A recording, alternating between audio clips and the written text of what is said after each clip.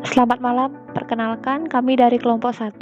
Pada video kali ini kami akan mempresentasikan mengenai jelajah pustaka untuk mata kuliah Desain Arsitektur 2. Berikut adalah nama-nama dari anggota kelompok kami.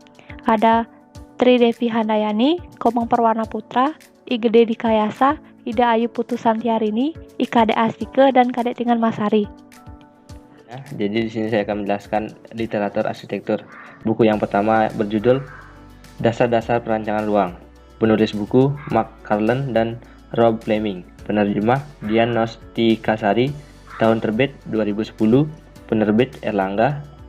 Tebal buku 173 sampai 174 halaman. Dasar-dasar perencanaan ruang adalah pengenalan yang pasti dan sumber utama bagi ribuan desainer, dengan metodologi langkah demi langkah yang didasarkan pada pengalaman desain penulis selama beberapa dekade. Panduan otoritatif ini telah menjadi referensi de facto untuk seluruh generasi desainer.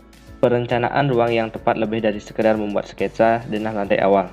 Penerapan yang berhasil mencakup integrasi yang seimbang antara kepatuhan kode, dukungan sistem, dan kepatuhan terhadap kebutuhan fungsional klien. Perencanaan ruang mencakup banyak komponen dan proses, sehingga diperlukan referensi yang komprehensif untuk penguasaan lapangan. Dasar-dasar perencanaan ruang adalah sumber daya metodis yang menyeluruh yang membantu Anda memulai di jalur yang benar dan banyak untuk berkreativitas. Buku yang kedua yaitu judul buku Data Arsitek Jilid 1. Penulis buku Ernest Newport, penerjemah Suranto Sejadi, tahun terbit 1995, penerbit Erlangga, tebal buku 279 halaman. Perancangan bangunan yang sangat berkembang telah mengubah nilai-nilai kreativitas bangunan. Dibanding dengan pada waktu edisi pertama, buku ini diterbitkan. Untuk memberikan pengajaran yang mendalam mengenai desain bangunan yang cocok, buku ini mengalami banyak sekali perbaiki demi mengantisipasi harapan dari para praktisi, juga mahasiswa, para pemilik bangunan. Edisi ketiga dari buku yang telah populer di seluruh dunia ini sudah diterjemahkan dalam 14 bahasa di dunia. Dapat disebut sebagai edisi yang benar-benar baru. Tidak ada satu halaman pun yang sama dengan buku edisi sebelumnya.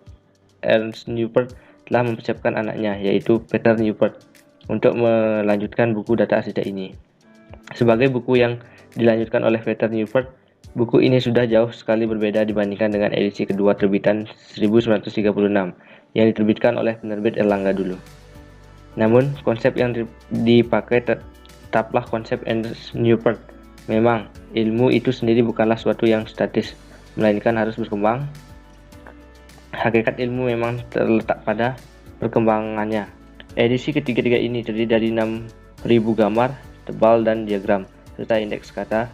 Buku ini adalah kitab suci para arsitek. Demikian sinopsis dari buku Arsitek Jilid 1. Metode perancangan.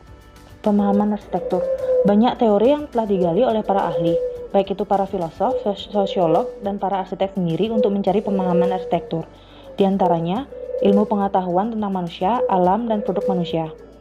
Dalam buku Arsitektur Teori Volume 1, X11, yaitu The True Vian Valency dan Le Corbusier Legacy, tentang sebuah perjalanan sejarah mengenai kategori arsitektur dan filosofi. Dari teori-teori arsitektur yang mendasar yang telah dibahas, terlihat bahwa form terjadi karena function dan construction adalah pengejawatahan fisik dan form. Pengetahuan arsitektur muncul karena adanya kebutuhan akan space dan ruang untuk menampung aktivitas manusia. Wadah yang tercipta ini kemudian disebut produk arsitektur dan harus mengandung nilai guna di dalamnya. Melalui Salura Purnama 2001 berarsitektur.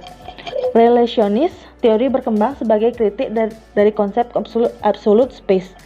Leibniz berkata bahwa space hanya tercapai dalam hubungan antara non-spatial mental items, melihat sebagai order atau tatanan dari hal-hal yang hidup bersama-sama berdampingan, atau order tatanan dari keberadaan dari semua hal yang sejaman.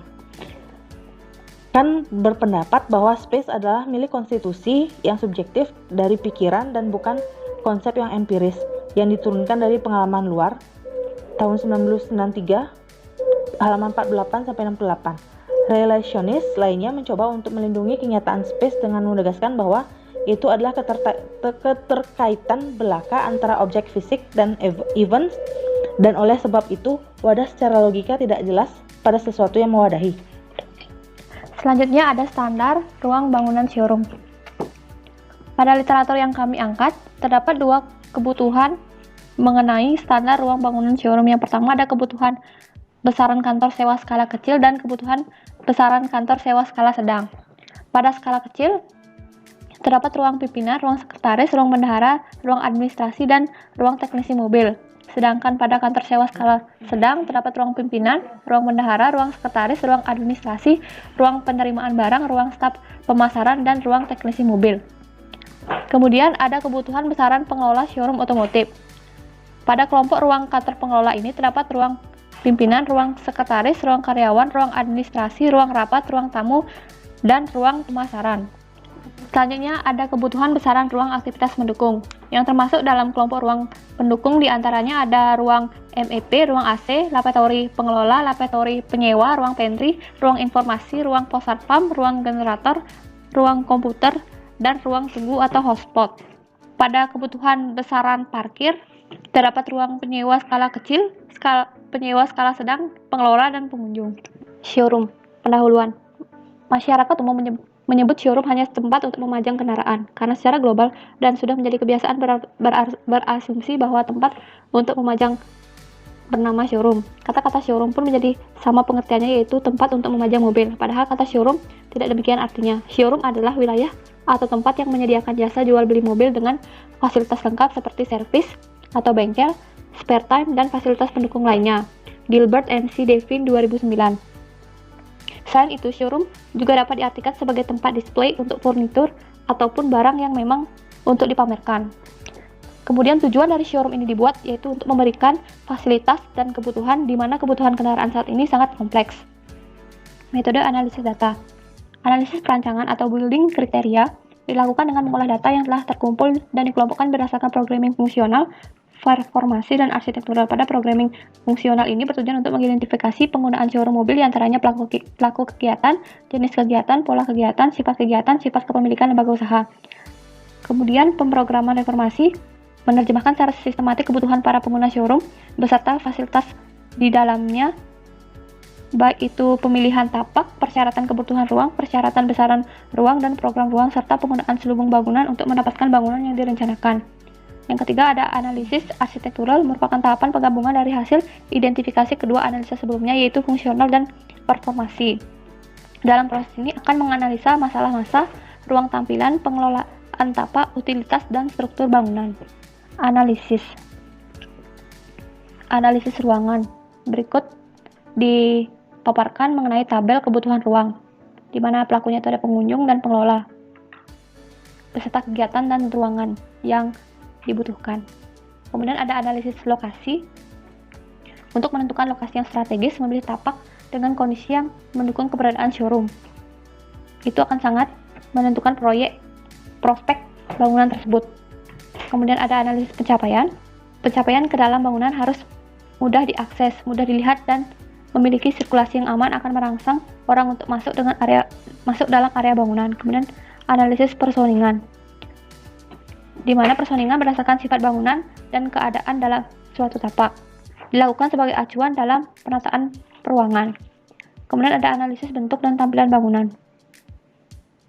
yang merupakan citra pada tampilan bangunan yang nanti dapat disesuaikan dengan karakteristik bangunan mobil showroom.